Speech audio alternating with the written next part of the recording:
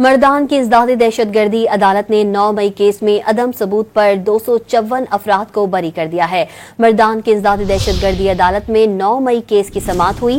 بری ہونے والوں میں پی ٹی آئی رہنما عاطف خان اور ایم پی اے طارق اریانی بھی شامل ہیں۔